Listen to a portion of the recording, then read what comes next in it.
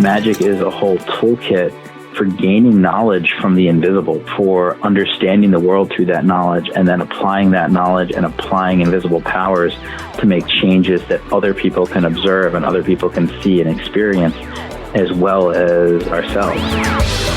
Salutations, listeners, and welcome back to another edition of Glitch Bottle, the podcast where we uncork the uncommon in magic, mysticism, and the generally misunderstood. I'm Alexander Eth, and today we're talking about the Olympic spirits, the holy guardian angel, and working with the dead, with author and magician Mr. BJ Swain.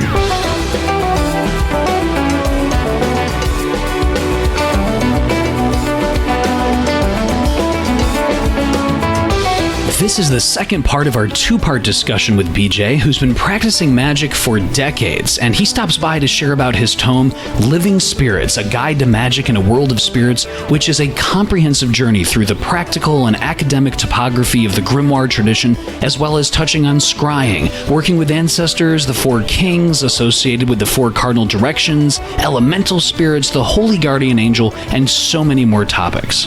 Now, among his many other accolades, BJ currently writes the blog Glory of the Stars and the website The Unveiled Sky. Definitely make sure, listeners, to check out the first part of our conversation if you haven't already. That's Glitch Bottle episode number 54. And in this episode, get ready for some in-depth discussion on the Olympic spirits, the Arbatel, working with the dead, with our ancestors, as well as BJ's upcoming projects and excellent practical advice for all of us. And now to help us uncork the uncommon, I give you BJ Swain.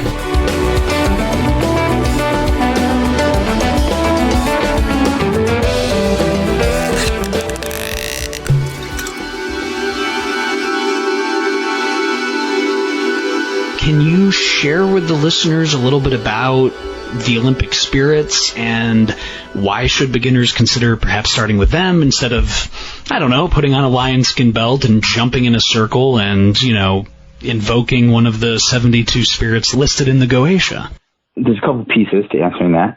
So first, on the idea of the chthonic spirits, part of why I tend to have a sense that people should build up to that work and work that in a particularly controlled context with other spirits working with them is I am not of the school of thought that the devils are chthonic.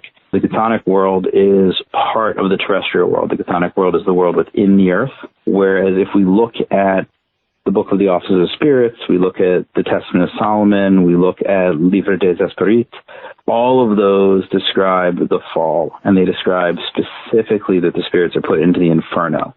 And so when we contextualize in that medieval context with the spirits of the inferno and the devils, as opposed to the other demons that exist within the world, then they are a somewhat more dangerous, more adversarial spirit. And I think as we work with them, it's like working with fire, where it's something that we can work with it. We can work with it in a managed context, in a controlled context, but we have to understand how to be careful with it and how to apply that power correctly and how to direct and channel the way that power is applied, because otherwise it can be somewhat chaotic and it can be somewhat destructive on its own when left to its own devices. It doesn't make it a bad thing.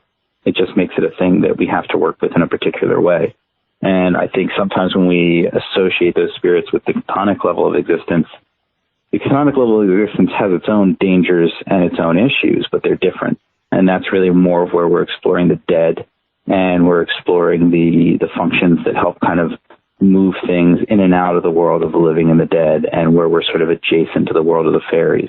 And so there's cultural differences between our world and the world of the fairies. There's differences in kind of experience and state of being between our world and the world of the dead. But the chaos and the motility and the destruction that is associated with the inferno is different. So that's part of why I don't steer people towards that as a place to start. It can be a really interesting place to work, and the experience of those spirits can be amazing and can be interesting because it's so far outside of our experience as people.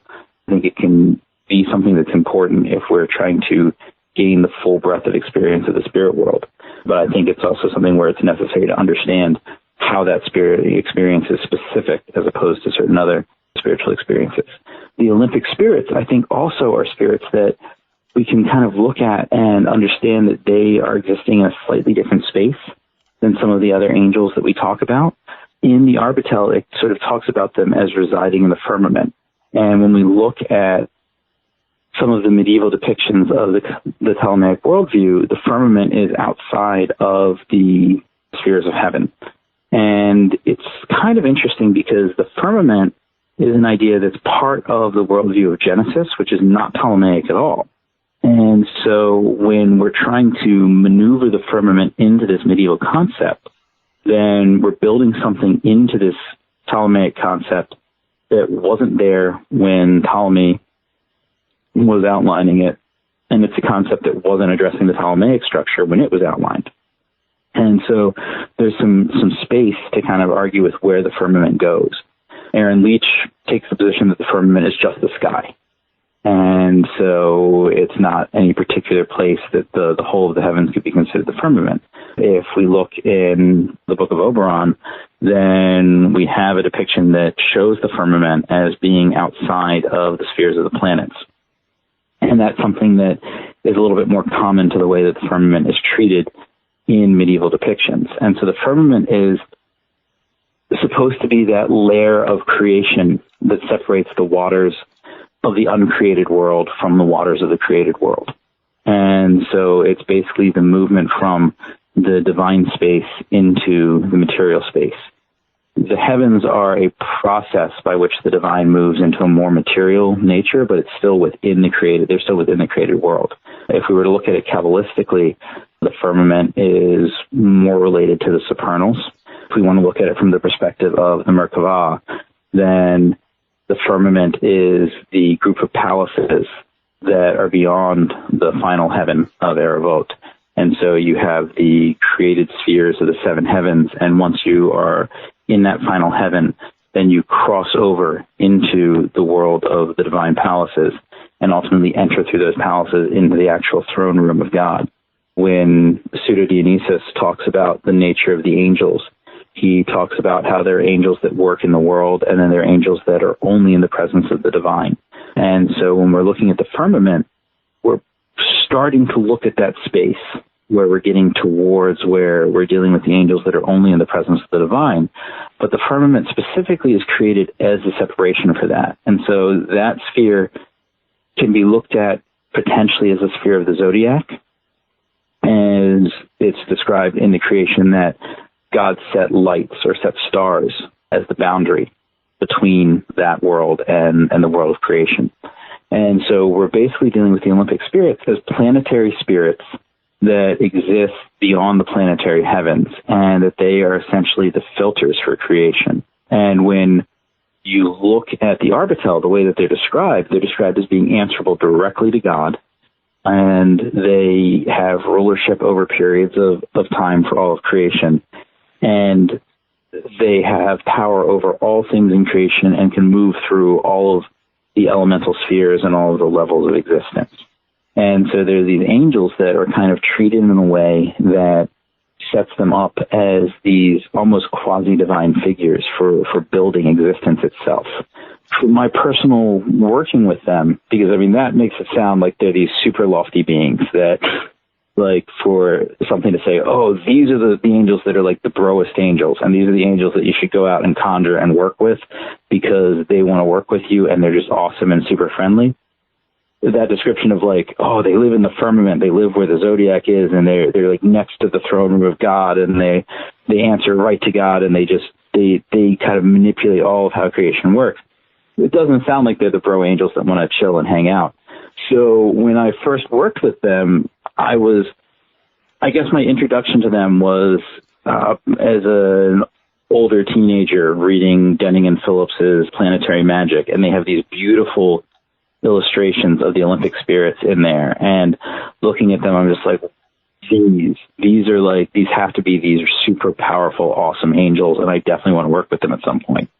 And somehow I never did. I just waited and was like, I would go back and read the Arbatel and tell myself, okay, I'll do this at some point. And then years would go by, I'd read the Arbatel again and be like, oh, the Arbatel is so cool, I'll do it at some point. And then I was writing this kind of history of the Olympic spirits, going through looking at the various grimoires that they exist in, looking at how they fell into Paracelsian philosophy, because that's where they first appear, looking at how the Protestant Reformation influenced the writer of the Arbatel and the publishers of the Arbatel and how they related to the Paracelsian movement, and then looking at how they progressed through other Grimoire works after that. And I realized while I was writing this that I was writing something that was going to be probably one of the most thorough treatments of the Olympic spirits as a phenomenon in magical texts, but I'd never actually worked with them. And so I was like, I should do this. I reread the Arbatel, and I set up a little altar and tried to follow the description of how to work pretty much the way that the Arbatel described it. And I went through over a 2-week period calling all of the Olympic spirits, kind of just doing that every other day thing that lets you work them in order. And they were amazing. There was a bunch of stuff I was going through at the time. Just working with them harmonized everything and helped fix those things. They helped bring me to a place of understanding so much of what was going on in my life. And they were just so friendly and interactive in the experience. The visionary experiences that they presented were so clear. They were spirits where there were physical elements of the manifestations, not necessarily in the sense of a person showing up and standing there, but where there would be like physical light that would be visible. One of them, I was doing some magic near the altar where I conjured it a day or two before that related to things ruled by that Olympic spirit. And the crystal ball jumped off the altar and rolled over to my feet while I was doing this other magic a few yards away from the altar. They're very responsive spirits. They're very communicative. But one of the things that was overarching in my interaction with them, when I would ask them about how to properly conjure them or how to interact with them, their instructions were so simplistic. It was basically just reach out and feel a connection to them the way that you would to someone that you were friends with, and that they would respond to that and come. And when they're described in the Arbatel, it talks about them developing this familiarity with the conjurer and then developing this connection to make it easier for the conjurer to call them. And then in the Key of Rabbi Solomon, when they appear, they're spoken of as the familiar spirits of the planet. And I think when it's referring to them that way, it's not referring to them as sort of a subservient spirit that gets bound to the magician, but it's referring to them as the spirits that relate to the planetary power, but in a way that they develop a familiarity with the person so that you can call upon them with the same ease that you would a familiar spirit. The ritual in the Key of Rabbi Solomon for having them consecrate a ring has them basically have a spirit that resides in the ring to stay with you. And it gives this very simple, very easy license to depart that, to me, speaks very much to that kind of friendly nature that the Olympic spirits have. And when I was working with them, I found that they didn't want any sort of formal license to depart. They didn't want any really august conjurations being used. And I've talked with several other magicians who worked with them without knowing what my experience was, who all reported very similar things, that the Olympic spirits would tell them not to add other tools to the conjuration, not to try to focus on the scrying device, just to look for it and they would appear, not to add a bunch of extra prayers or extra rituals because they were unnecessary for dealing with them, because they want to interact with humanity. I've had one person tell me that he found them to be standoffish, but that was something where he was calling them for a very, very material, very specific manifestation. And my experience of them has been that while they can do those things, and they will do those things when there's a relationship, or they'll teach you other magic to use to accomplish those things, that one of the best ways to work with them is for understanding the nature of the spirit world, understanding the process of creation, and understanding how these different planetary forces work in the world of creation. So I guess that's my sort of soapbox of why the Olympic spirits are awesome and why people should call them. But as far as why to call them as a place to start, it's not just because they are such amazing spirits that want to work with people and that are easy to work with, but the method for calling them is so simple. You basically have a prayer to the divine and then a second prayer to call the spirit. And there's no real tools, there's no real setup. The Arbatel does not go into a whole bunch of things as far as ongoing preparations. There's some people that say that you need to study and reflect on the aphorisms in the Arbatel in order to kind of prepare yourself to call them. But the book doesn't actually say that. The aphorisms are there as kind of an overall life philosophy. And I think if you're sort of working to live in a manner that would be appropriate to that sort of Christian worldview that the Arbatel is taking, then you're going to be in a position where you're prepared to call on the Olympic spirits, that you don't need a lot of other intense preparation before calling them. So it's something where it's, in terms of giving people permission to work with spirits, giving people something where it's on the table, it's right in front of them, they can reach out and do it with minimal effort. The spirits of the Arbatel and the elemental spirits are the two that are right there waiting to be worked with, and that they're just a prayer away. It's basically as easy as dialing the phone. That's such a beautiful description, and it strikes me as I'm listening to you, BJ, describe the Olympic spirits as very Abramelin-esque in terms of, in the book of Abramelin, not meaning it takes like 18 months to contact an Olympic spirit, but just from the chapters in Abramelin where it kind of warns against, so to speak, or kind of says, listen, all of these sigils and magical accoutrement and materia magica and nomina magica and these barbarous names and all of these things which in specific grimoire, a specific requirement, could be extremely effective. For the Book of Abramelin, it's not needed, it's not necessary, it's not the sacred magic. And I don't know, when you were describing the Olympic spirits, I also thought of that, like, you don't need a lion skin belt and a bunch of different materia magica in order to get started. It's a good example of how both the Arbatel and the Abramelin are non-Solomonic texts. They're a different approach to working with spirits than the approach in the Solomonic texts. And that's something where it had never quite occurred to me that they both have that same type of simplicity, where it's basically be good, pray. And that's what the spirits want. And they'll respond. But both of those texts, that's pretty much what the method boils down to, is be good and pray. Let's talk about the Holy Guardian Angel for just a moment, because so many listeners that I've heard from reference the role of the Holy Guardian Angel either formally going through the Abramelin rite or encountering their Holy Guardian Angel in a separate way, but talking about the relationship with their Holy Guardian Angel. Can you, BJ, talk about your own relationship and your own working with your Holy Guardian Angel? And how does this relationship relate specifically for people who are really interested in Solomonic or grimoiric magic, where typically the Holy Guardian Angel isn't mentioned? Is there anything you can impart to the listeners? I think one trap that has kind of come up in recent years is the idea that the Holy Guardian Angel is this specific being that is only talked about in Abramelin. The way Abramelin presents it, it's a hugely important experience, and it's a hugely important relationship for the magician to have. And in my own experience and the experience of my friends who've also done the Abramelin working, we all agree that this is something where it's a huge part of what people should be striving towards, the point that several of us have kind of devoted that as a large portion of our public work is trying to help people realize that the Abramelin is accessible and realize that their Holy Guardian Angel is accessible.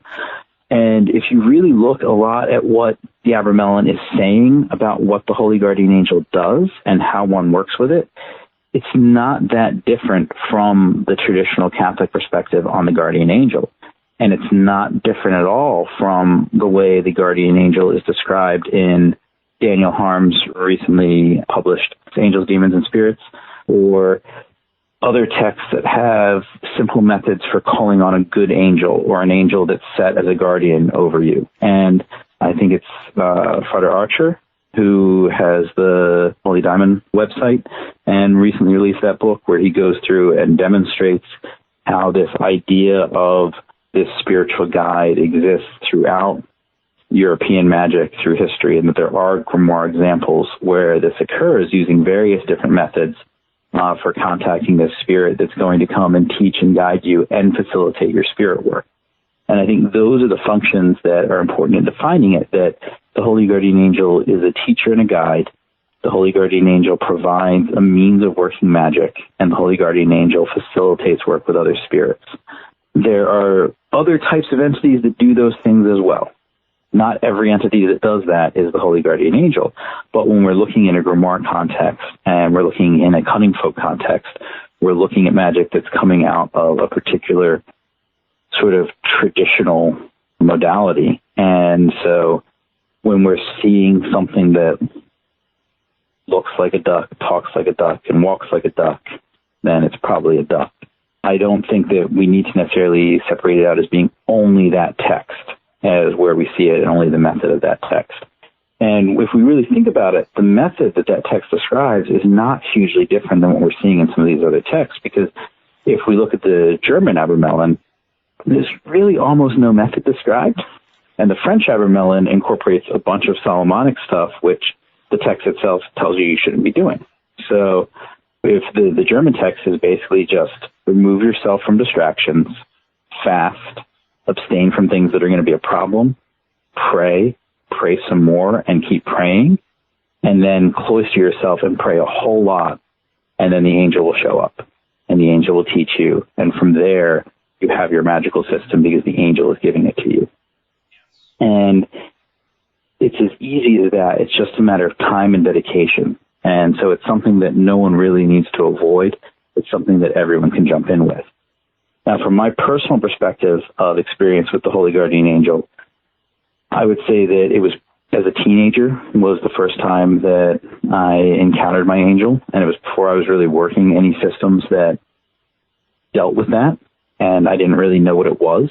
And eventually, as time wore on and I gained more knowledge and more experience, I found things that kind of lined up with like, okay, this is what that is. This is how I engage it. This is how I work with it.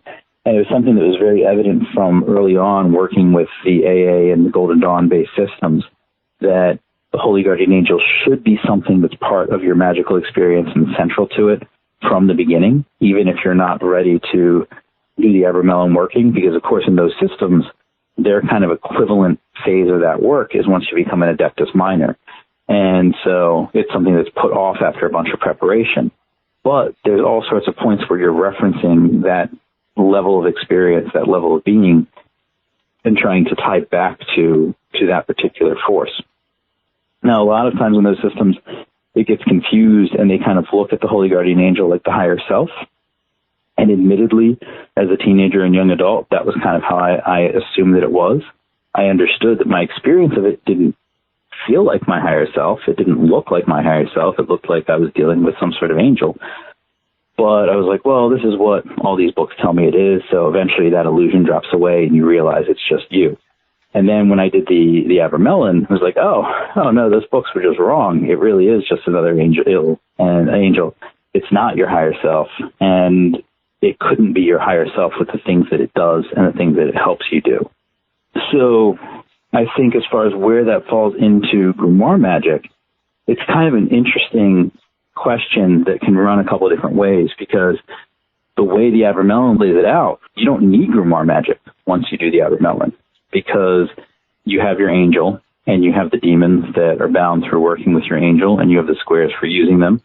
And then you have the other spell work that you're given in the mixed Kabbalah section of it. But alternatively, from a modern perspective, the angel is kind of a possessing spirit. It's a spirit that is with you, that works with you. It helps you interpret, work with other spirits. It helps draw other spirits to you. It helps give you clarity of vision so that you're able to see things in the spirit world more easily. And it can be a source of information for divination. All sorts of things that having a spirit that is there as the spirit guiding you are things that the Holy Guardian Angel is able to do. And so if you're engaging other forms of grimoire magic, then the Holy Guardian Angel can help guide you in how you engage those. It can help you realize what pieces of what grimoires are the ones that are going to be best suited to your work. It can help you understand how best to call upon the divine in order to work with the other spirits. It can help you understand which spirits you should be calling and what methods you should be using. And I think that's really where it fits into an overall grimoire practice. So even though Abraham in the Abramelin says don't do any of these practices ever, you're not going to lose your Holy Guardian Angel by going in and using the Lemegeton and doing the rituals that are described there. Your holy guardian angel is going to just add to that and make it easier to work with those things and make it safer and more effective. But it also gives you a way to work where you don't necessarily have to work with those methods. It just kind of depends on what you're trying to do and how you want to do it. As you mentioned, BJ, the Holy Guardian Angel being a possessive spirit, we do have several listener questions, one of them from Alexander Deckman, and he says, quote, the topic of spirit possession, just to kind of open this up a little bit, BJ, he says, the topic of spirit possession and the controversial opinions surrounding it has recently popped up in areas of the occult community. What are your thoughts, BJ, on the practice of voluntary spirit possession and its historic place in the Western magical tradition versus its contemporary place in Western occultism? Alexander says, prior to its literal demonization by the Catholic Church, how is it used in Western magic, and why and how can we safely and effectively utilize this technique of voluntary spirit possession if we should so choose in modern times? Well, I think the HGA is a good example of the fact that we have voluntary spirit possession in European traditional magic.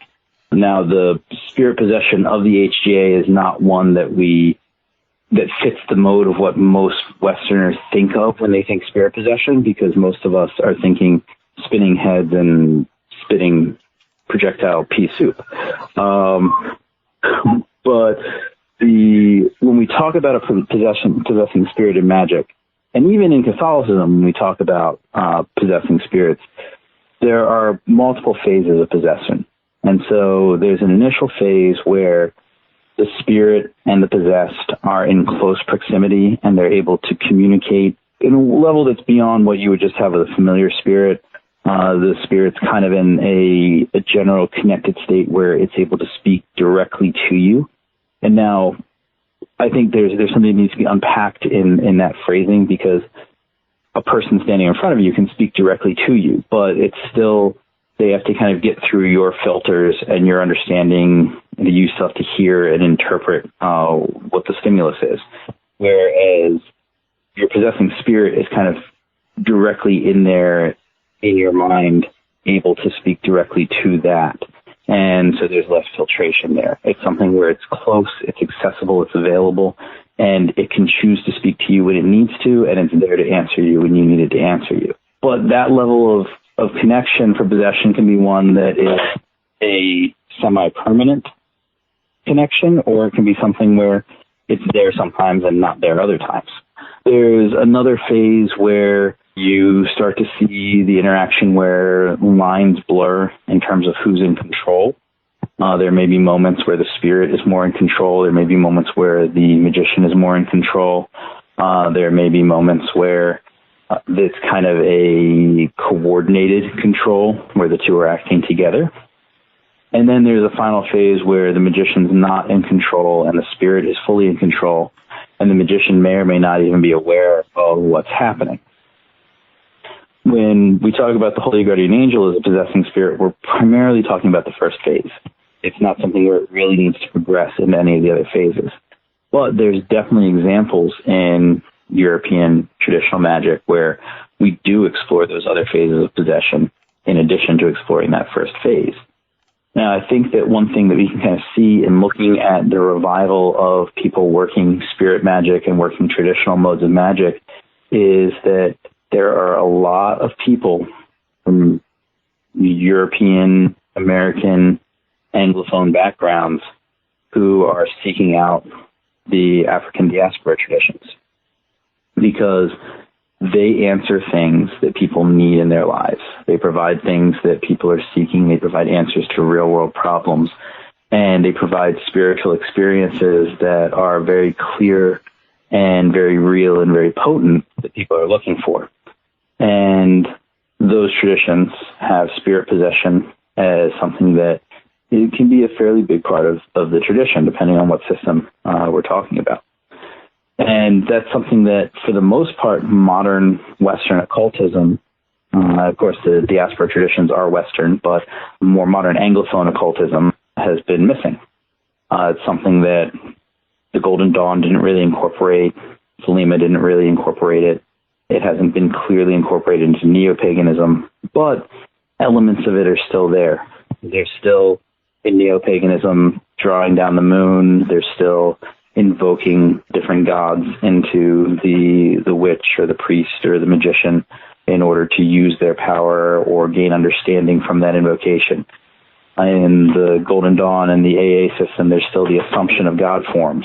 And there's Crowley's devotional Bhakti Yoga in Liber Astarte, where you're working to create a union with a divine power or a spiritual power that enters into you, and you are channeling that power, but also gaining knowledge from that interaction of having that power within yourself.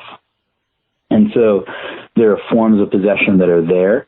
People just haven't necessarily explored them or understood them as such.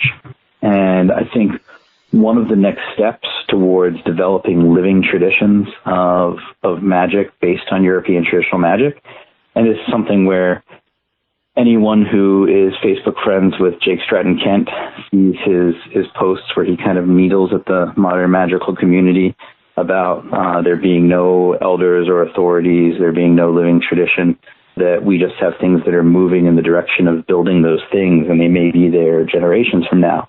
I think this is an important step towards building it. It's something that we can see all over the world.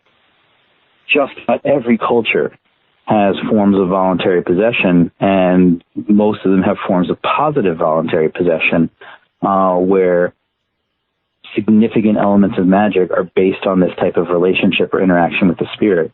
And even if we're only talking about that first phase of possession, the way in which client work between a magician or a spiritual person who's working in a professional capacity in a community works, it's based on their interaction with that spirit, and it's based on their having access to that close connection to a spirit. And so by not having that in what we're doing in contemporary Western or contemporary European magic, we're kind of hamstringing ourselves. We're saying that we don't want access to the full modes of power and knowledge and experience that we should have access to. And when we look at the history, we can see that the movements of spiritism and spiritualism involved these sorts of partial possession elements, and they even went on to influence how those elements developed in the African diaspora traditions. A poster online mentioned Edgar Casey as an example, who of course worked as a medium and channeled spirits through himself. In looking at that reminded me of the story of Franz Bardon, who initially kind of worked as, from my understanding, like some Bardon guy, as kind of a mediocre magician, and then he gave himself over to this higher spiritual power to indwell within him and basically then carry out the rest of his life. And that's when he became the experienced magician who was able to write the books that he wrote. Another poster posted how the founders of Martinism were exposed to African diaspora traditions. And so Martinism and Elu Cohen's, while they don't clearly use those elements in the same fashion that they're used in the Americas, that those were things that influenced them. And when we look at the idea of the secret chiefs, not in the sense of the Golden Dawn, where they are a third order of magicians who are kind of guiding the nature of spiritual orders and religions, but when we look at it in the sense of the higher spiritual power that is working through the magician and working with the magician as a guide, then that's something where we can start to see that influence of these concepts of possessing spirits. So I think it's something where we can either decide to look at what our history and our heritage are as far as spiritual and religious and magical traditions, and we can dig deep into it and build it back up to what it could have been if it had survived without being hampered by different philosophical movements that hit the modern world. And if we're doing that, then we're going to have to address this idea of voluntary possession and positive possession, and we're going to have to own that as something that is part of our basis for knowledge and power. Or we can say that it's something that we're afraid of, that we don't want to deal with, and then we can just kind of fall by the wayside as other traditions overtake us. I think that's kind of something that's at the core of some of the conversation that's happening now in the occult community, where there are those of us that are experimenting with those things, looking at how to safely reform them, how to integrate them into the rest of the work we're doing, and to do it on a basis that works with European traditional magic instead of necessarily having to go and appropriate things from other cultures, or go and perhaps not necessarily appropriate things, but go in and actually become immersed in that other culture and work their traditions, that we can find ways that those things fit into some of our own traditions and explore them. And then there are other people who it's so foreign to what is understood as ceremonial magic and what's understood as the magic that comes to us through the Golden Dawn, that it seems like we're doing something bizarre and dangerous. And so I think that as we start to get to a place where more and more people are exploring, and it's going to become something that becomes more and more ubiquitous, and it's going to become something that is natural to us. And I think it's going to be one of the steps that's foundational in our building actual living traditions of European traditional magic, and building schools of thought and schools of practice where we can have sorceress lineages again, where we can have things where we're passing on access to certain groups of spirits, and we're passing on pacts, and we're passing on techniques in ways that look like other living traditions. I think it's going to be something that's central to getting us to that point. One of the other things that you dedicate a chapter to in your book, Living Spirits, is working with the dead and necromancy, and talk about things that people have a misconception about, especially outside of, quote-unquote, the esoteric community. Can you share with us, BJ, about what should people who maybe aren't too familiar know about working with your ancestors, working with the dead? How does this relate to traditional, quote-unquote, ceremonial magic? And what are the things that people always miss or don't keep in mind that you wish they would about working with the dead and necromancy in general? Necromancy is something that very much plays into this concept of unbreaking the tradition. One of the things that I noted in Living Spirits is that in traditions that are part of an overall cultural context, then the dead are part of the tradition. There is something in there for how we deal with death, how we deal with the dead, how death is part of the cycle of existence, and that it's part of how we have a continuum for interacting with each other. That our socialization isn't just a socialization about the living, but that the way in which we're built upon the dead is part of how we understand our socialization with each other, as well as with those who have gone before us and those who are going to come after us. And I think for us to exist as a society in any sort of holistic, healthy, and complete sense, then we have to return to that perspective, where we understand that it's not just about us in the moment, but everything that we are is built upon what came before us and those who came before us, and that the bones and beings of the dead are what make up everything that we're experiencing and everything that's around us. And that we eventually will be those dead who are making up the experience of everything that comes after us. And if we can't engage the world in a way that drawing from the past and preparing for the future becomes as important as our understanding of the moment, then we create a world that has no future and a world that doesn't understand its past. And so I think that that's something where our traditions have been broken. I think part of that is because as the magical revival was going on, it wasn't something where it was trying to build a cultural tradition. It was building a leisure activity. It was building a way to explore ideas in anthropology and ideas in history and archaeology, and to give people something where they could continue some traditions that were part of what they understood to be their spiritual heritage, but they weren't building an overall cultural context and an overall cultural worldview. And I think that any tradition that's going to be a living, workable tradition has to be part of our overall cultural context and worldview in order for it to really work and influence us and answer the things that we need as a people. As far as working with the dead and necromancy and the way that that's misunderstood, I think that there's so much to that, because if we're looking at the concept of necromancy, you have people who think that it is something that is obscure and should remain obscure and is dangerous and dark and scary because death is dangerous and dark and scary. But death doesn't have to be dangerous and dark and scary when we're friends with the dead, because then we know that it's not some end or some journey into something that's completely unknown. It's something that's just natural, something that is going to happen, and something where we're not fully gone and where we can still be reached and we can still reach others that we care about. We have another side of things where people say that necromancy shouldn't be thought of as obscure, shouldn't be thought of as dark, shouldn't be thought of as scary, because anything that we do that connects with the dead is necromancy. But historically, necromancy was a particular mode of working with the dead. And I've seen some people suggest that it was something that was only done in a professional context, that you had particular types of magicians that were hired to do necromantic work, or it was something that was a job that dealt with people who worked in a particular necropolis type of temple. But that's not wholly true, and we can see that from examples like Odysseus and Aeneas, who engaged in necromantic acts without working as necromancers professionally. It was something that could have been part of the overall magical acts of a person if they needed to do it.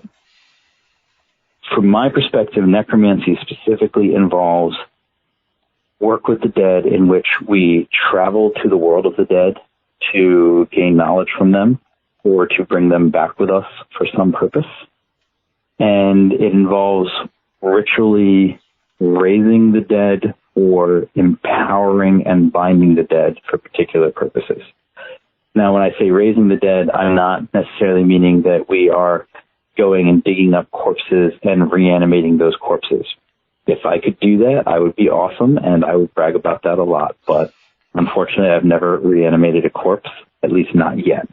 You have engaged with Rufus Opus, so I guess that somewhat counts. No, I'm just joking. I'm just joking, Rufus. I'm just joking, Rufus. But the idea of bringing a soul back so that it can act in the world in an empowered fashion, to me, that constitutes a version of raising the dead. When we are working with angry ghosts or with the restless dead, and we are working in ways where we make agreements with them, where we will soothe them, or we will limit their time in purgatory, or where we will work for their absolution so they can move on to their rest, then that's something that when we're working necromantically. When we are calling even the dead that are properly buried and are set to rest back from the underworld, and we're feeding them with certain specific gifts in order to empower them and remind them of the world so that they regain that living awareness and are able to work in a powerful fashion in the world of the living for a particularly conscripted cause, then we're working in a necromantic fashion. So if I go out to the border of my property or to the edge of my town to a crossroads that is at the boundary of a space, then because for this, you don't necessarily just want any crossroads. You want a crossroads that's specifically bordering one space and another. And I give gifts of grain, of honey, of milk, of wine, of oil, blood, things where I'm conveying elements of life back to the dead. And I'm doing it in a way in which I am giving them this life specifically so they can perform a task for me, or specifically so they are aware enough to answer questions and give me information. Then I am performing necromancy. If I am laying with things that are dead and shrouding myself and exposing myself to the blood of the lamb, to offering the flesh of the lamb to Hades and Persephone, to making payments to Charon, and to making respects to the river Styx, so that I can cross over the river and enter into the world of the dead through an underworld journey, so that I can seek out specific deceased people to gain information from them or to make some pact with them, then I'm working a work of necromancy. And those are things that when you become used to the idea of dealing with the dead, when I like to refer to it as having dead friends, that when you have enough dead friends, the world of the dead doesn't become so weird. And so it doesn't seem like dark and scary thing entirely. Now, that said, I did have a friend once where his second magical ritual ever was him coming to my house as I was doing an intense underworld journey, and he was kind of my spotter. And he never did any magic after that because it was too intense and scary for him. But it's something where if you're prepared for it, it doesn't have to be something that is completely off-putting. I would say, though, that it's something that for most people should not be their only or their primary form of magic. When I first began engaging that type of magic and exploring that, I think an important element of it is to reach out to those powers that oversee the dead. And depending on what your religious or your spiritual background is, those powers could be different. And I don't think it matters so much for the dead themselves as to which powers you're engaging. You might try to pick powers that are related to the dead that you're dealing with, or you might just go with the ones that are yours, because again, multiple truths can exist at the same time, even if they're truths that seem to be contradictory. So for me, I tend to work that kind of work in a Greek context.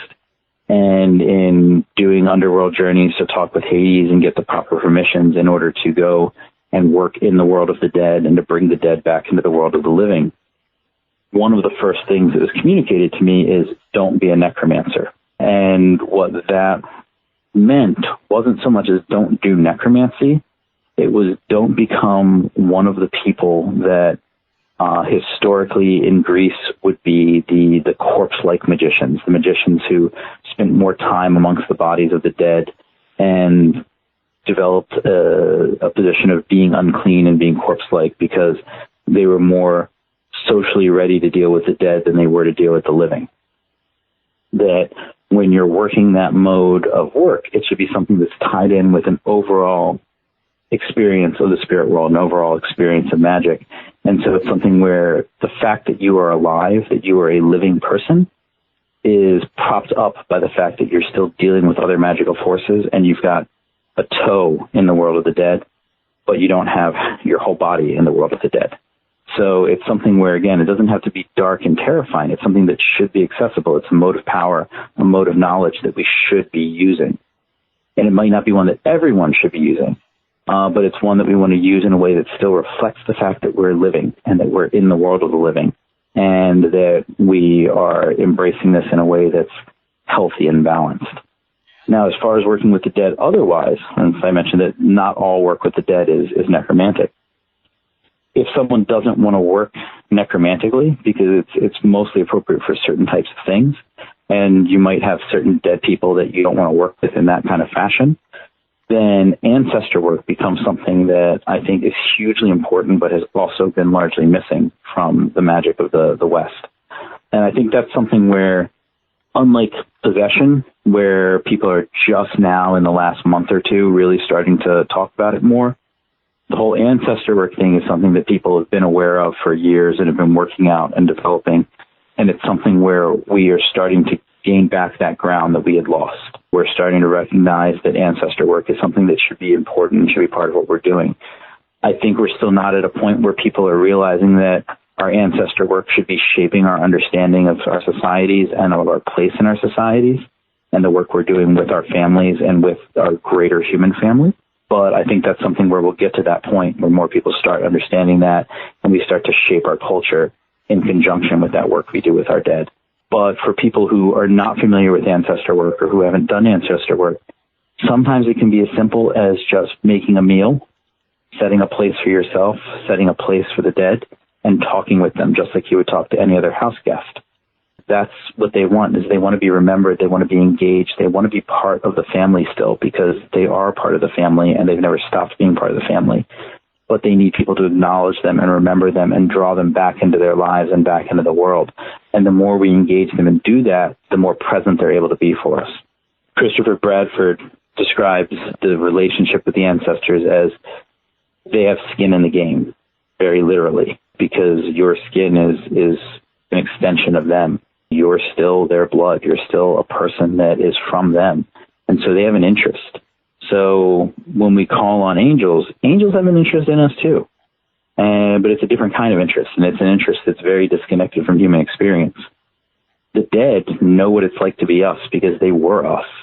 And so they are able to understand things from our perspective. They're able to help guide our work with the spirit world, reminding spirits that we're human and that we live in this world and we need things manifested in a particular way.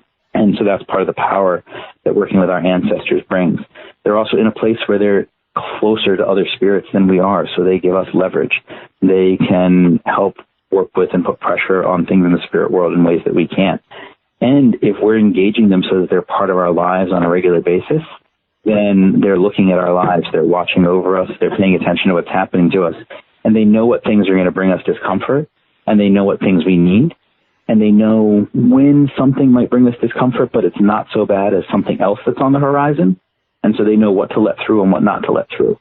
So they're going to help look out for us as much as we can. So as much as they can. So as we start to work that, as we start to bring our ancestors into our lives on a regular basis, then we should start to notice a shift where there's some space where we don't have to work specific magic for some things, because some things start to straighten themselves out before we even really notice or before we put our attention to it.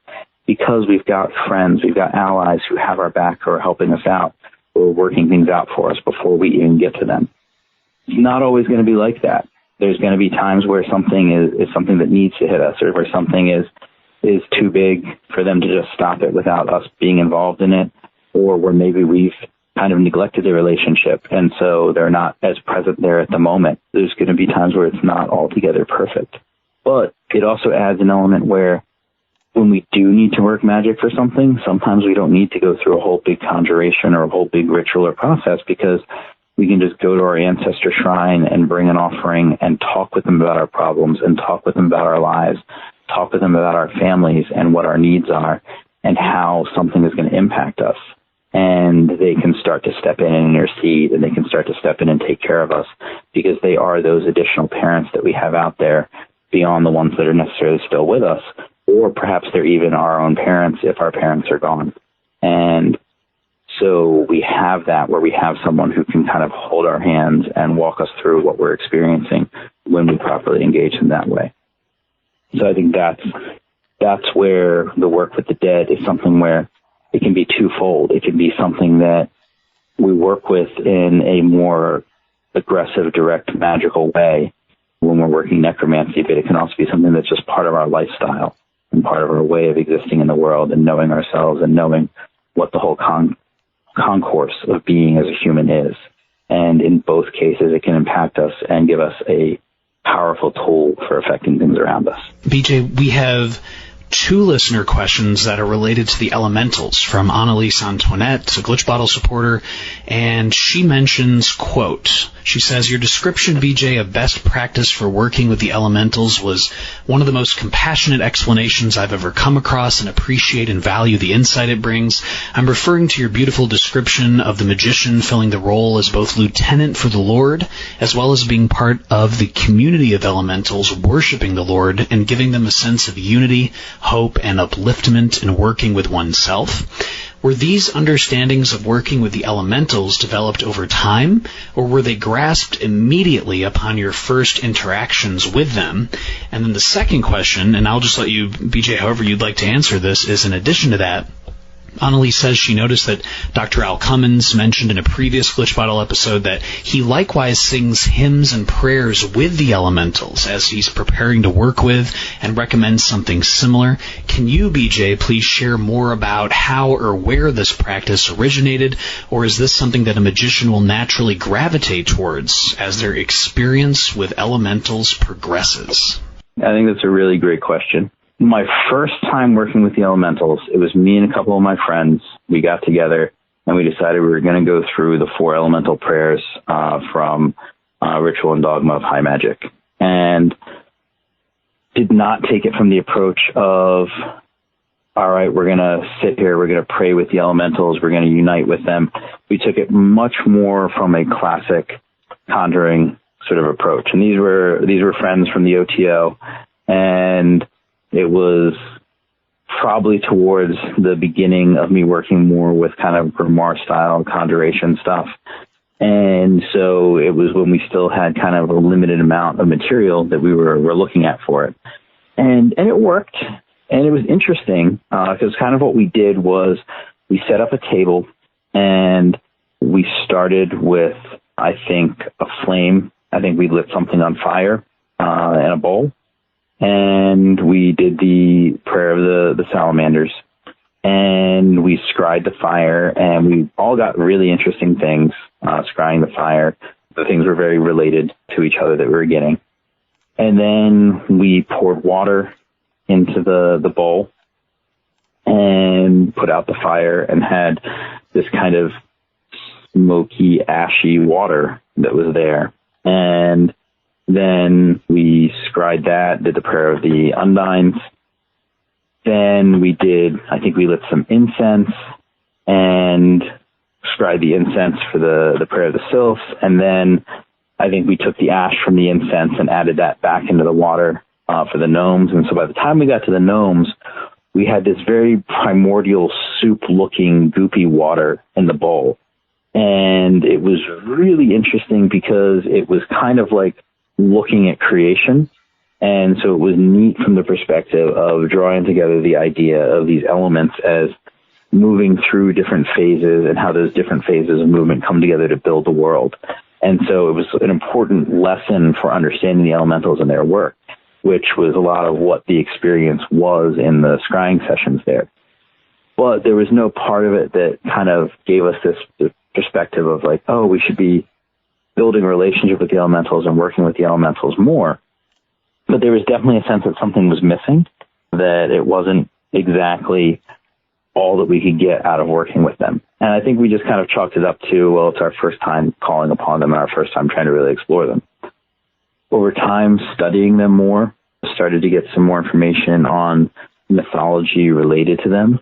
And it was ultimately a member of the OTO who had previously been in the Golden Dawn who had mentioned just in passing to a bunch of us at an OTO meeting that we should remember when we're working with the prayers of the elementals that we're supposed to stand with the elementals and say the prayer with them, that we're not supposed to stand across from the elementals and use the prayer as a conjuration because the prayer is the prayer that the elementals speak. And then I went back and looked at the prayers and I realized that it's not just talking about things that the prayers don't just talk about things that are related to that particular elemental modality. They are speaking from the perspective of beings that are working from that elemental modality. And that was when I realized that was the interpretation that was given to me there was the correct interpretation, that these are prayers the elementals are speaking to the Lord in adoration of the Lord because, again, these prayers are coming out of a Christian magical background. And so these elementals are beings that love the Creator, just like we see in several other traditions of magic, that the very spiritual beings love the Creator, and that's part of why we're able to work with them. When we look at things in a hermetic context, then, and this is something that Rufus is big on talking about, that when we see in the Corpus Hermeticum where man is made as a mirror of the Creator, and nature sees the beauty of the Creator in man, and then ensnares man with the beauty of nature, and man moves down through the seven heavens, collecting the natures of the heavenly powers as he does so. It's because those heavenly powers recognize man as a similitude of the Creator, and they love the Creator, and so they invest those powers on man as man moves into matter. The elementals similarly see man as that likeness of the Creator, and so when we stand with the elementals and we pray the prayer with them, they feel as if some piece of the Creator has come down and is blessed them and loves them and is joined with them and is honoring and recognizing them. And that's something where I think that should be easy for us to understand with how much our society now talks about the concept of being seen and being recognized, and how important it is when people outside of ourselves or people that we look up to or admire look at us in a way that lets us know that they see who we are. And that's, I think, part of what the elementals get out of us praying with them. When we look at it from an historical literature perspective, one of the major sources talking about the elementals is the Comte Cabale, which is a text sort of like the Kabbalistic count is basically what the name of the text is sort of insinuating. And it talks about the elementals as these sort of half-created beings that are sort of like mankind but are not fully there, and they don't have the same will and life that we have. But if they mate with us, then they become completed, and then they attain immortality through doing so, if I recall the story correctly. And so the story is kind of, it's not, I don't think, intended as a clear explication of actual occult concepts. In some ways, it's sort of just mimicking and mirroring occult ideas, but it addresses something important there. And it's something that we can see in some other texts that deal with these elemental creatures and with other creatures in that level of creation. Personally, I think in Robert Kirk's works, where he is describing the secret beings that live throughout Scotland, the initial fairy beings that he's describing sound a lot like these incomplete elemental beings, where they are these beings that are like humans but are not quite there, and that they want to interact with humans because they're not quite as completed as humans are. And so I think the description there is one which is a little marginalizing to the elementals. I'm cautious in using that term because I don't want to have the sort of political element that it suggests, but I think that it's less so that they're incomplete and more so that they're made for a particular purpose and a particular nature, and that still leaves them with a yearning for something, that they work in the process of creation, and so they yearn to fulfill the nature and the desire of the Creator, and they yearn to be likened to and connected to the Creator. And so since man is the image of the Creator, then when we stand and pray with them, that fulfills that for them. So I don't know 100% where the concept came from. I'm guessing it's something that was part of Golden Dawn magic in working with them, because the person I got it from originally was someone who had a Golden Dawn background.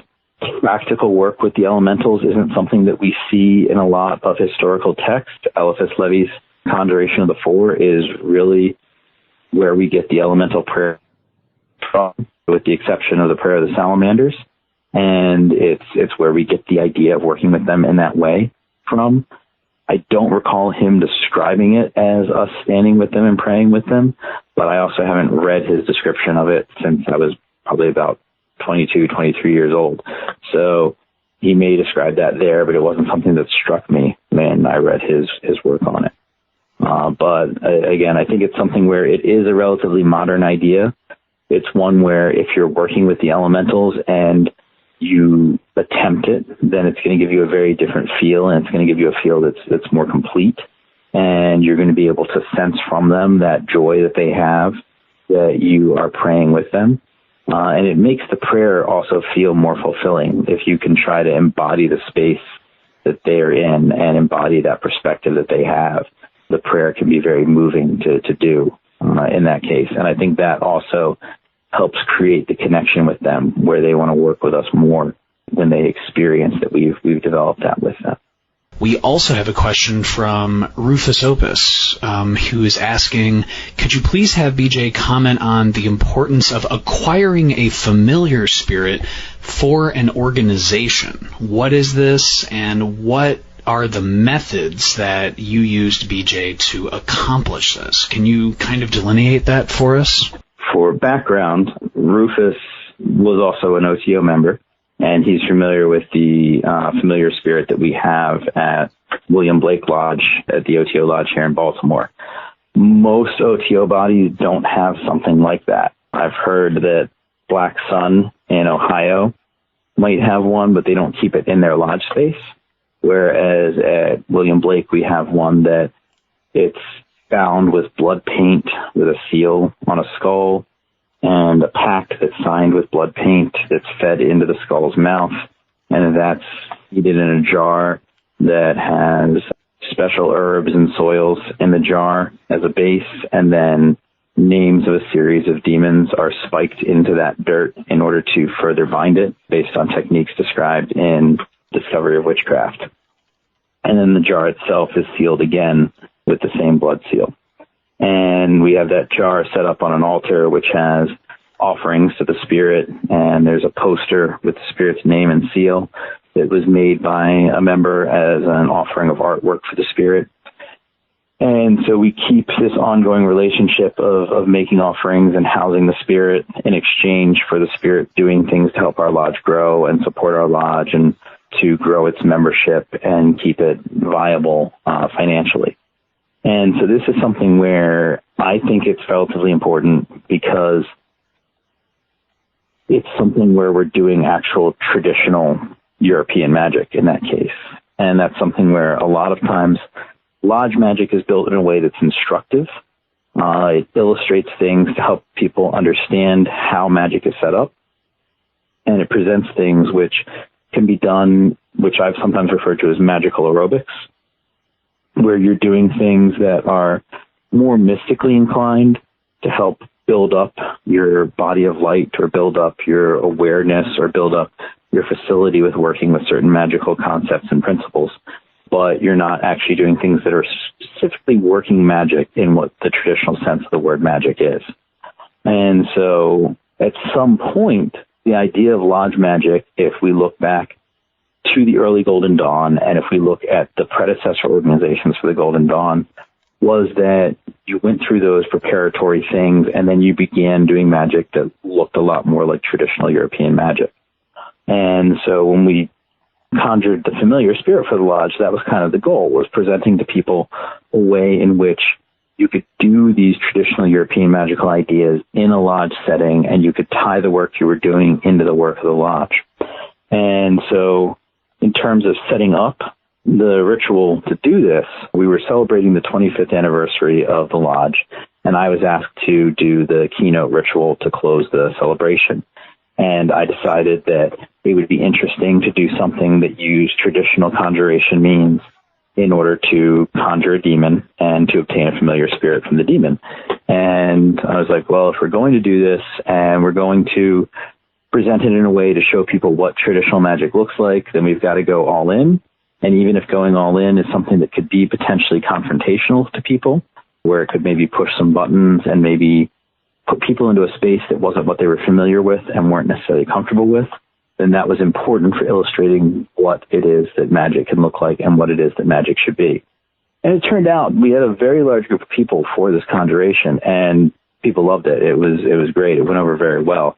We had some really interesting results. Multiple people saw the same vision of the seals from the demon at the same time and were able to separately corroborate them. It was definitely something where it was successful in how it played out. But I think one thing that was interesting for what we did, I was inspired somewhat by Jake's text, Goetic Liturgy, in which he presents a way of blending the Grimorum Verum with Liber Pyramidos in order to create something where people working from a Thelemic perspective can work that same grimoire work in that Thelemic perspective. And I think the idea there is important because, again, as we talked about before, traditionally magic and religion overlap one another. And so if you're working with Thelema as your religious context, then on some level, you're going to need your magical work to draw that in and use signs and symbols and figures from that. But you've got to do it in a way in which those signs and signals and figures actually have power and are able to actually deal with the spiritual forces that you're working with. And so what we did for this ritual, I worked largely with the Cambridge Book of Magic and did a lot of my preparation of incenses and inks and tools and wands and lamens and things in the weeks leading up to it, using the Cambridge Book of Magic, using elements from the Heptameron, and then ultimately using Reginald Scott's Discovery of Witchcraft for the key elements of, once we had conjured the demon, how we would go about binding the familiar. Then, in order to tie it to the lodge magic that we were doing and make it something that was suitable for Thelema, there were points in the ritual where different spiritual powers were being called upon to assist with the ritual. And it used that same sort of framework that I talk about in Living Spirits of calling on the Most High, calling on Hecate, calling on the ancestors, calling on the angel and the demonic king, and then ultimately calling on the demon itself. And as we went through those processes, there were points that would be recognizable to initiates that were referencing things related to different points of initiation in the system. And obviously I can't go into what those points were, but they were things where anyone watching the ritual would just see the ritual happening. They wouldn't get those points of references, but anyone who'd been through those initiations would understand the points of references there. And then we had originally planned to work in baptizing and confirming the demon based on the Ecclesia Gnostica Catholica's baptism and confirmation methods, because both myself and the scryer are ordained clergy in the Gnostic Catholic Church. One of the bishops that was present interjected quietly and politely, once we got to that point, that he didn't think we should use the actual formula that the church uses to baptize a demon. And he apologized that he didn't note that to us beforehand, that he hadn't quite realized that was happening in the ritual. And so we kind of made adjustments there on the fly, where we still did a baptism and confirmation, and it still touched on things that were thelemic and things related to the EGC, but weren't exactly the formula that would have been used with a person. But overall, we worked with traditional Grimoire methods using a ritual that was still original because it was combining things from probably about 4 different grimoires, because we also drew from the Book of Oberon. And then we also kind of shaped elements of that with touch points from Thelemic ritual practice in order to guide the nature of the spirit that was being called as a familiar, so that it would be called within that Thelemic context and would be tied to our process of initiation and sacramental work. So people working in other lodge structures could do something similar, using their own systems in order to bring the spirit that's being tied as a familiar into the current of their own work, and therefore impress upon it a connection to the lodge and the lodge's work, so that it's more willing to serve and work towards the development and betterment of the lodge and the people in it. So far, our experience with the spirit has been great. We were going through some turmoil at the time. We were questioning the viability of remaining a lodge and whether or not we were going to have to potentially drop down to a lower tier of body. There were some shifts in our membership numbers, and within a few months, all of that started to turn around. And even people who were members of the lodge who we didn't think would give a lot of credence to the idea that we had a demon bound and kept in the space of the lodge noted that there was a difference after that point, and that they recognized that having this familiar spirit doing that work to keep the lodge going and to assist us in the work we were doing to try and improve the environment of the lodge and draw in new membership and revitalize things, that it was working. And so I think that's something where, even if you're not going through those problems, that something like this can be good as something that's illustrative to the members of a magical organization of what traditional magic can look like within the context of that organizational structure. It also brings that traditional magic into doing something that is related to the lodge's work and related to the experience of the people. And it gives them something that they can have to rally around, something that's a central point of pride and focus, and sort of a personification of the lodge's presence as a life itself, that they can feel is something that's special and part of the family of the magical community, but on a spiritual level. And then, of course, there's the magical benefits of having a spirit going out and doing that work to help keep your magical body going, which I think most of us present at the lodge here in Baltimore have found to be invaluable. But it was something that wasn't a super complicated process. I mean, it took a few days beforehand of preparing myself as the conjurer, and it took a couple weeks beforehand preparing the tools and working out the ritual prior to that. But it was something that was pretty simple to execute and was a lot of fun. And it was something where it showed people a magical experience that they hadn't had otherwise, because most of them had not been at a ritual where they were conjuring a demon, particularly a ritual where there was a conjurer and a scryer, and where the demon was providing an unknown familiar spirit to be bound. I think it helped show people other things that they could experience with magic that they wouldn't have seen otherwise. To that point, Rufus is also asking, could you, BJ, explain a little bit about the difference between practicing magic, which you've touched on extensively, and magical philosophers? Rufus is asking, how are they similar and how are they different? What would you like the listeners to know? I think a lot of times in modern parlance, when we talk about magic, a lot of the actual writing about magic is really writing about philosophy. Like, a lot of what Crowley writes is not so much about practical magic, and it's not information that's going to help make us better magicians. A lot of it is philosophy about life, or it's spiritual philosophy about initiation and the process of developing ourselves and understanding ourselves. And those are things that are important, and they're things that are useful, but they're things that I think most of the world would not understand as magic.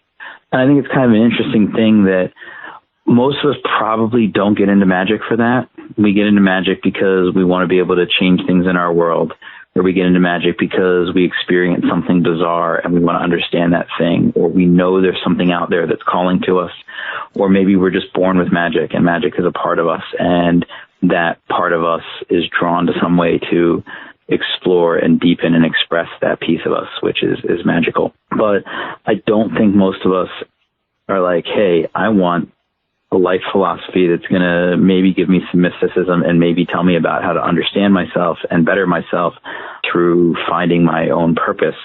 I'm going to check out magic, because I don't think most people think of that as what magic is.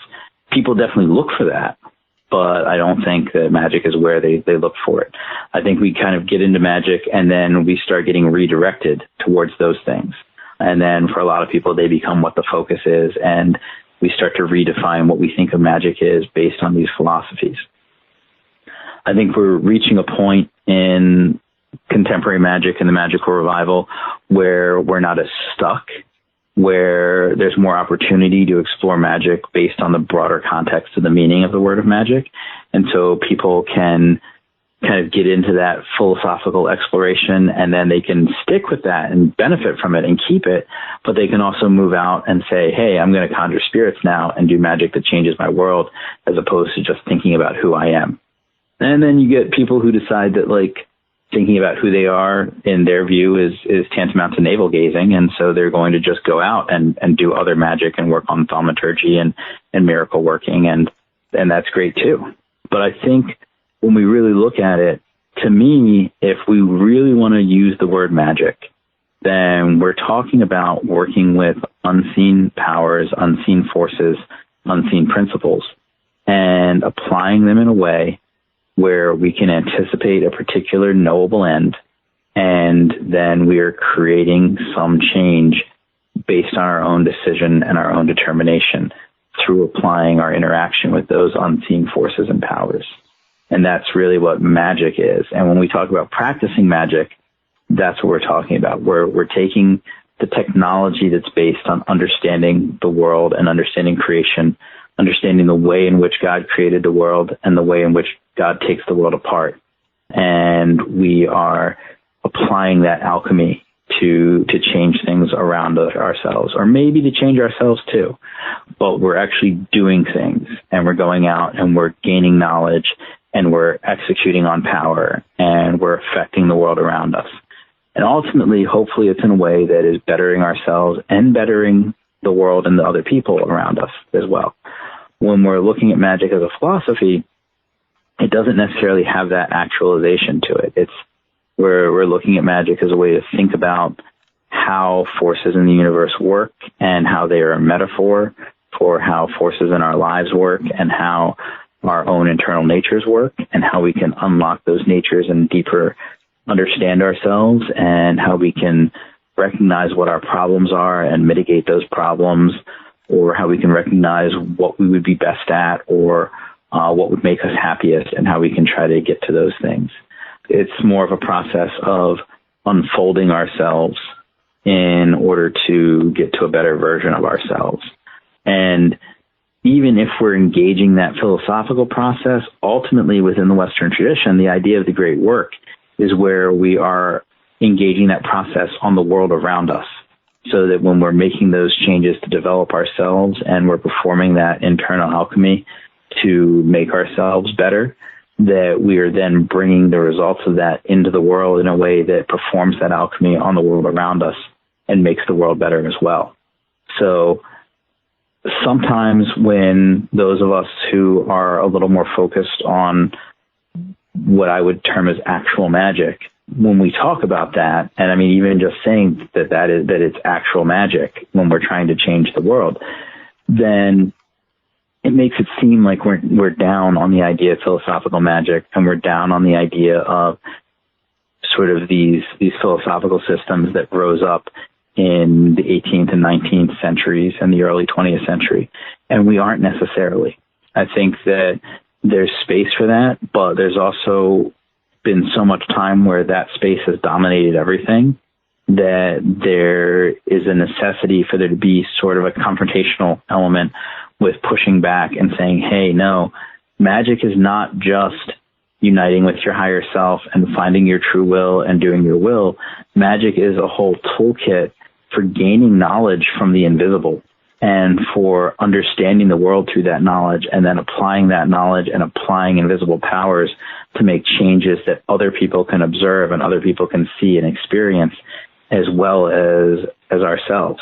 And I think as that becomes more commonly held, where more people understand that, then I think there's going to be more space for people to kind of blend and explore the idea of these magical philosophies and how they fit into the rest of magical practice.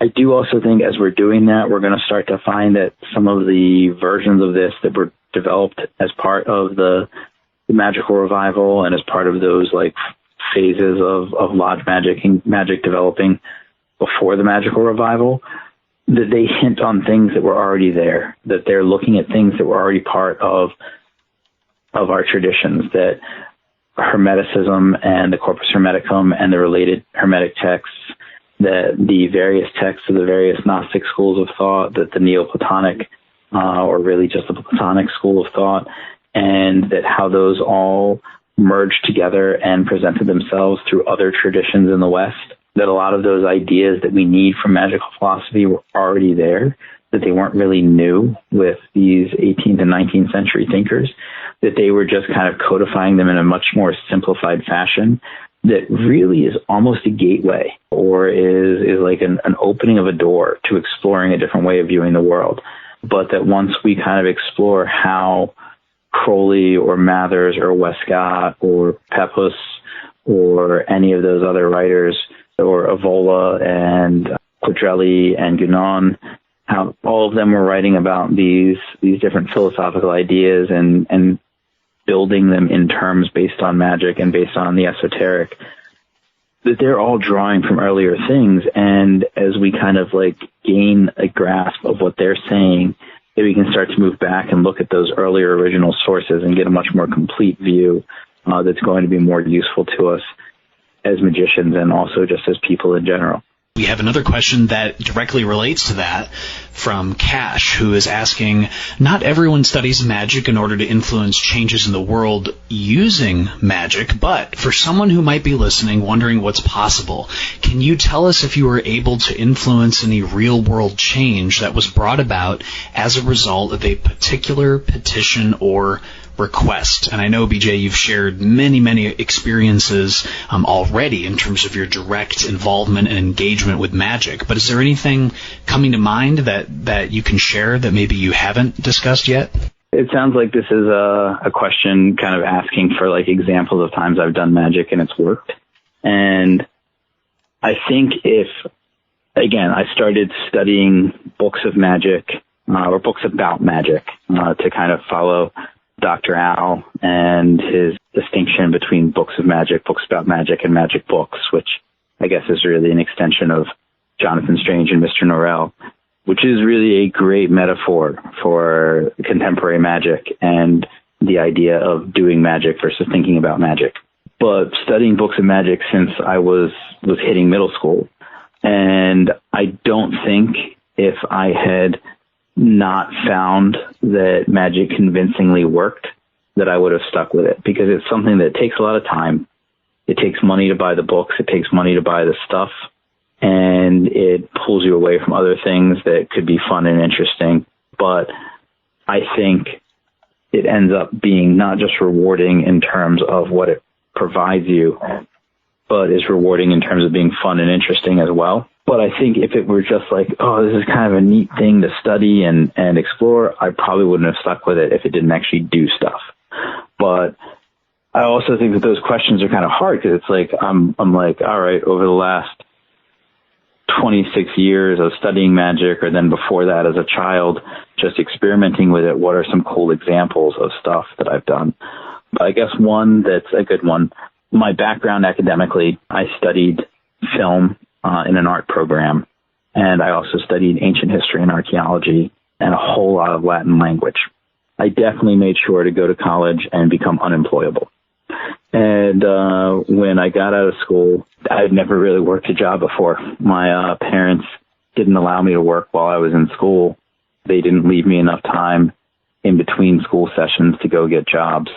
So I had like no work experience, no work history when I got out of school with my very liberal arts sort of background. And so I was like, okay, well, I guess I just jump into whatever beginner level, entry level positions are out there. And so I started working retail and then ended up picking up a job at a bank just as a teller. And it was supposed to be kind of a temporary thing where I was doing it until I could figure out how to move out to California and pursue the film thing. But as I got into it, it was like, okay, there's stuff that's interesting here, and I think I want to explore this for a while. But I was a teller, so I wasn't making a whole lot of money, and I wasn't doing the things that were interesting in the bank. And I decided I wanted to change that. And I'd been there for close to a year, and I'd had people telling me that when there was an opportunity, they would try to make sure I got it, but no opportunities were arising.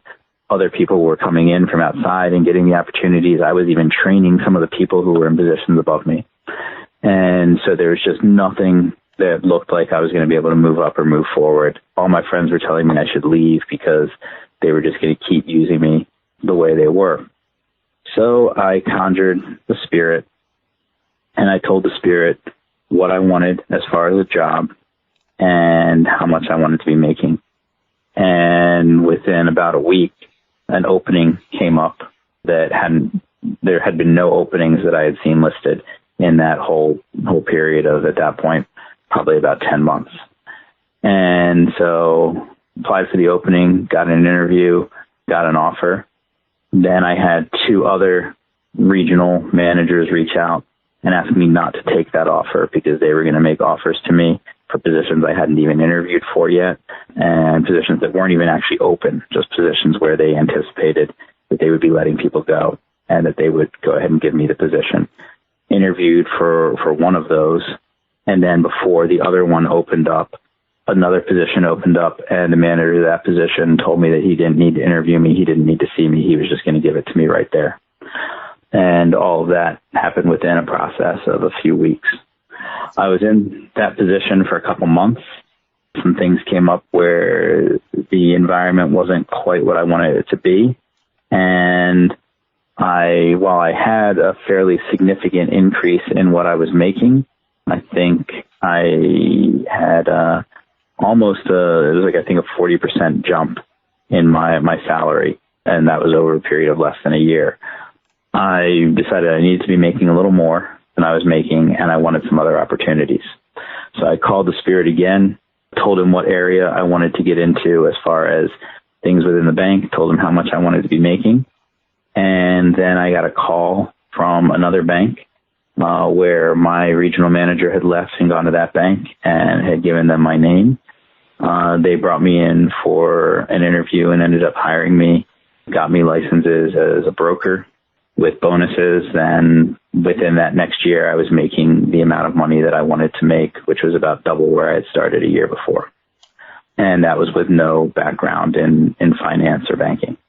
Another early example of conjuring spirits, I had a friend who I felt was kind of using me frequently.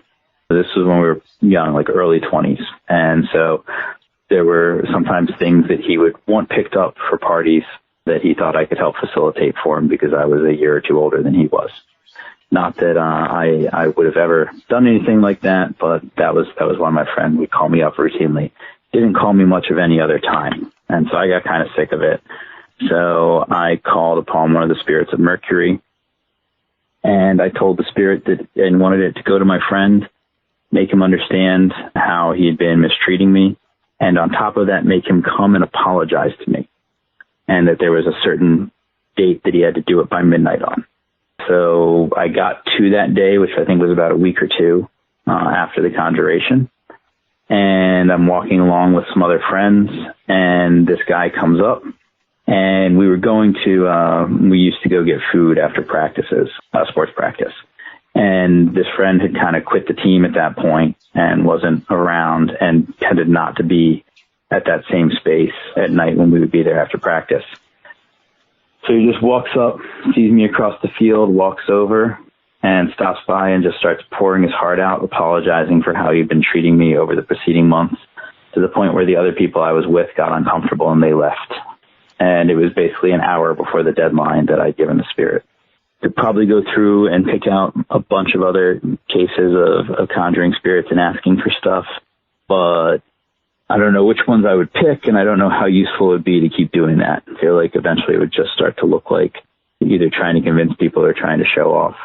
But I can definitely say I've had some interesting experiences with things, getting things from people that seemed unlikely from them, getting people to do things that seemed unlikely. One of my talents since I was a child has been weather working. We've had some interesting weather stuff in the past couple of years here in Baltimore, where even my friends who don't believe in magic are kind of like, all right, yeah, no, we'll grant you that this probably is magic. I think there's a lot of interesting things you can do with magic. I think some of it's going to depend on how you're working, and I think working with spirits is going to open up a lot of things that would be harder to do on your own. And really, to that point, this was actually something I wanted to bring up in terms of working with spirits versus working without spirits. Alexander Deckman, who provided the great earlier question about possession, he and I were talking last night, and I was describing a couple magical workings, and one of them he asked about what spirits I used in doing it. And I was like, I didn't use any spirits. I visualized and I banged on a table. He was like, wait, you did what? And I was like, yeah, no, it was more like kind of witchy energy work kind of stuff, like doing more bodily, visceral magic, working on my own magic and my own connection to nature rather than working with spirits. His background is almost entirely working with spirits. And so he was kind of confused and didn't realize that like things like that could work on that kind of level. And in talking about my experience with that, and then talking about his experience with, he does a lot of tea ceremony work, his ability to engage the tea and gain all these deep spiritual experiences through working with tea in ways that other people spend much more time before they get to. One of the things I noted that is even when you're doing that work that is not necessarily working with spirits, one of the things that people miss a lot is the grimoires talk a lot about calling spirits and having them teach you things. If we look at a lot of the history of magic, there's examples of spirits teaching people how to do more magic and spirits teaching people things that are going to give them more magic or getting greater capabilities from working with spirits. And that's something where I think as we look at the revival of spirit magic and the way that spirit magic relates to other forms of magic that are less directly involved with spirits, one of the things that we'll find is if we've been working with spirits, then that's going to open up other possibilities and other doorways for us, and it's going to make things easier for us than they might have been if we try to do things on our own, having had no background with working with spirits. So in my case, the thing that I had done had to do with manipulating things in nature, and I'd been working with nature spirits since I was a small child. In Alexander's case, he, instead of going to college, ran off to Asia and spent 3 months living in the mountains, working on a tea farm, making offerings to tea spirits as part of his job on the tea farm before he came back and then started having his deeply moving tea experiences. So even when we're doing things that aren't directly, obviously connected to spirits, if we have that grounding in the spirit world and we have that connection to the spirits that work with the things that we're trying to do, then it's going to make it much easier and deepen our capabilities to do other magical work. A last listener question from Annalise Antoinette, who is saying, BJ, your book, Living Spirits, was overflowing with information and insight, and it still feels like each chapter can be an entire book on its own. Will your future books expand on some of these individual chapters in Living Spirits, and or do you plan on exploring in depth more about your thoughts on possession and its place within the European magical tradition? Regardless, would you please give us a teaser or a bit about what to look forward to? I've got a couple things I'm working on. It's interesting working on several things at once, which is it's just kind of the way that my brain works, and it's hard for me to focus on one project at a time, but it makes the projects take longer. There are 2 book projects that I'm currently working on. It's kind of a concerted effort. I have a couple others that I've started also that are in various phases of completion, but the 2 main ones that are focused on right now, one is on the Holy Guardian Angel and is in fact an expansion of things that were talked about in Living Spirits. There were several rituals related to the Holy Guardian Angel that I had initially planned to include in the book, and with talking with some of my other friends who have done the Arbatel and done Holy Guardian Angel work, kind of determined that it really wasn't enough the focus of the book to put that much more about it in there. And so I decided to leave the rituals out. But as people asked about things that were within it, there were people who were curious about what else would have been there. And so I was like, well, I could put together like a small booklet with those rituals and maybe a couple essays explaining things. Much like the development of Living Spirits, those small essays are turning into much bigger projects, exploring much more about the nature of the Holy Guardian Angel, how the Holy Guardian Angel fits into other historic elements of magical work, how looking at elements of Neoplatonism and astrology help us understand more about the nature of our angels and how we can understand more about how we can work with them, and then looking at other magic that we can do once we've experienced that connection with the Holy Guardian Angel. And so right now, that of the 2 book projects is the one that's getting the more attention. The other book project is more a direct sequel to Living Spirits, which, while Living Spirits has a fair amount of practical information in it, there is definitely a lot that's dealing with history and dealing with kind of the sort of ecology of spirits and the culture of spirits and how we can work with and understand the spirit world, but not so much a step-by-step primer on how to develop as a magician working in that context. And that's something that people have talked about a lot, that there really isn't something that does that a lot of the beginner magic books out there are either based on sort of your ceremonial magic modality or they're based on neo-pagan magic modalities, but that having something that looks at sort of post-revival magic and returning to kind of a traditional European magical practice and within the greater context of what we know about magic globally, that we haven't gotten to a point where people are developing beginner books for that. And so this project is sort of an answer to that need. One of the things that's going to be really interesting about it that people are going to like is that it's not just, okay, build an altar in your bedroom and say these prayers and do these rituals. But like when it talks about the 4 kings, you have to identify what place around you is the place that you think of when you say west. What place around you is the place that you think of when you say east. And you have to go to that place and then work on developing a ritual with the king in that place and then bring the king back to the place that you're working once you develop that relationship. And it's not just the kings that are going to work that way. There are several other spirits that are important for developing an overall structure of magical work, where you'll have to identify places to go to and work and build that relationship, and then build that relationship back in the place of your own working so that you can bring all these pieces together. Because some of these spirits are not necessarily spirits that you have with you automatically. They're spirits that you're going to be able to build that relationship better if you go to them first and then find some token or some way to bring them back into your working space. And so it's something that's going to involve some legwork and some exploration and really viscerally delving into those magical elements. There's going to be elements that, yeah, sure, you're doing just like building up things in your home, in your working space too. but it's going to be something where they're taking that living world of spirits and reaching into the green growing nature of that world that Living Spirits talks about and addressing a practical means for doing that. So because I'm working on both at the same time, I don't know 100% what the timeline is for them. Both of them are things where I've written some chapters for them and I'm working on more. And I'm hoping to get them done as soon as I can, because I think they're going to be fairly interesting things and things that people will enjoy. Aside from that, some of the possession stuff, I will probably be continuing to do some blogging on that, and I'll be continuing to do experiments on that. But I don't know that it's something I'm going to look at doing a book on. It might be more something of putting together a group of people and starting a practice based on, maybe, if there's people around me that are interested in it. But it's definitely something where I want to facilitate discussion online and other people exploring it as well. So it's something that can really grow as more people are doing it. I also have been working on a new grimoire, which is a little more than halfway written at this point. Basically, the idea with that is, and I've mentioned this online a few times here and there, but mostly in passing.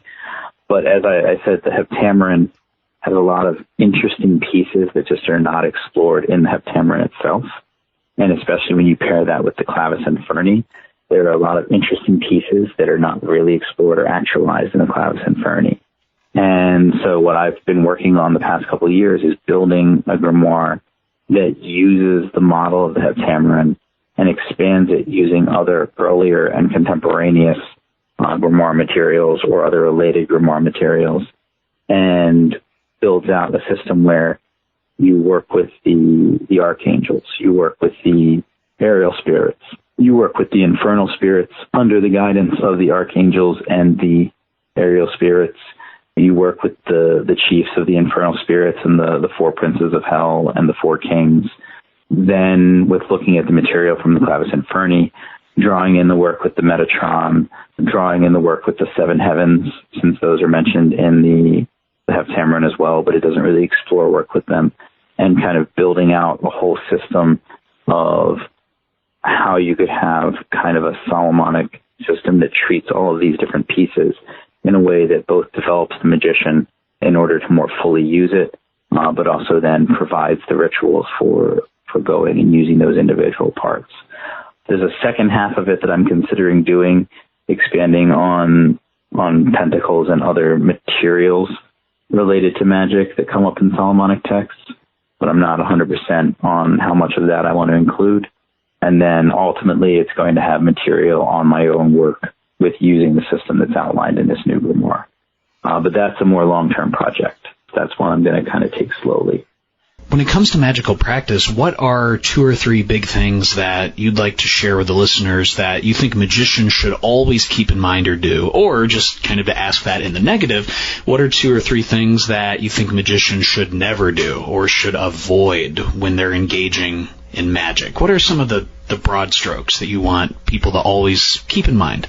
Being prepared is a good one. I think we find a lot of things to distract us and to become excuses for not doing things. And I know I'm guilty of this myself.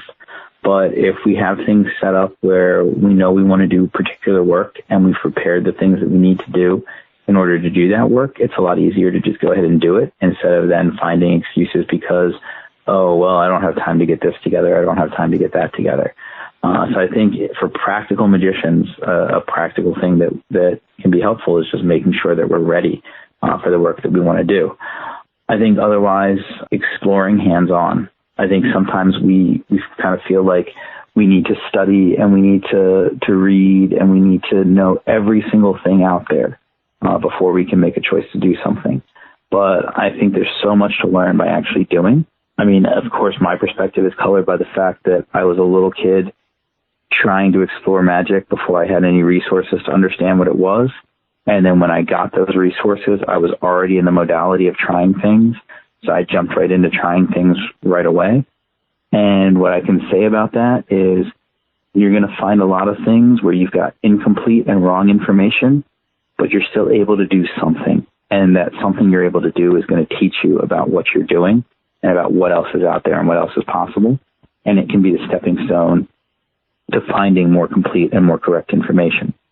So I think if we want to wait until we know everything and know all the ins and outs, we'll never do anything, because that point's never going to come. So jump in, get your hands dirty, do things, explore, experiment. That's something that we need to always be doing. As far as stuff not to do, we need to make sure that we don't hamstring ourselves, that we don't tell ourselves that there's things that we can't do and things that we shouldn't do, because that's just going to limit how we're able to explore things.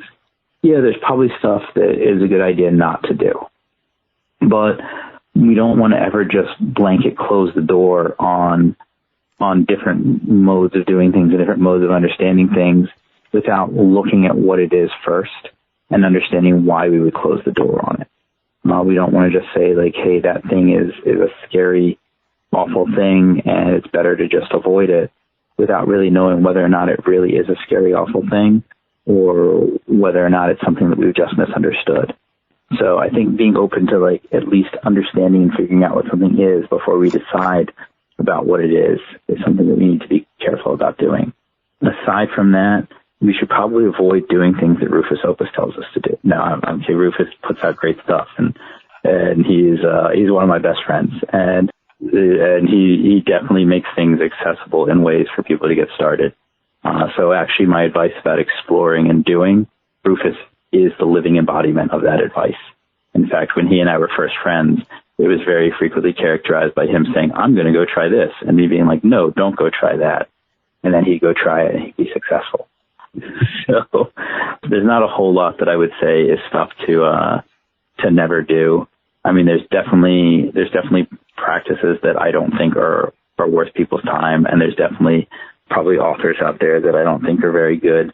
But I think it's going to be better for people to not just hear me say that, oh, this is not worth your time. Instead, look at the things that I've said, look at the things that other people that you respect have said, and compare those things with the things you're seeing elsewhere, and judge for yourself whether or not something makes sense. I think we have a tendency in the magical community, because it's such a small community, that people start propping up everyone, and we start sort of treating it as every idea deserves equal space, and that every way of doing things and looking at things can all be things that we can embrace together.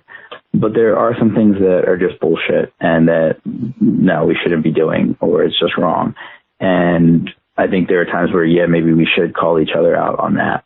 But I think that magicians need to be discerning, and it's less about whether or not I call something out and tell them not to do something, as much as what I've said that's good and useful, and what you've said that's good and useful, and what Dr. Alice said that's good and useful, and Jake and Josh and Jason and various other people. And then as we start looking at those things that we've tested and have found to be good and useful, or those things that ring true to us, then we can start comparing that with other things we're seeing and say, okay, maybe this guy said this in a way that sounds like it could make sense, but everything else I'm seeing out there that does work and does make sense doesn't fit that. And when I test that, it doesn't work out right. So maybe I should just go ahead and avoid that and not really prop it up and treat it in the same way that I'm treating the things that do work. I guess that's more of a be discerning. I guess if it's I'm saying something not to do, then don't be someone who's not discerning. BJ, I cannot thank you enough for stopping by the podcast today. BJ Swain also currently writes the blog Glory of the Stars and the website The Unveiled Sky, both of which we will link to, as well as his newest book, Living Spirits, A Guide to Magic in a World of Spirits, that is available on Amazon as well.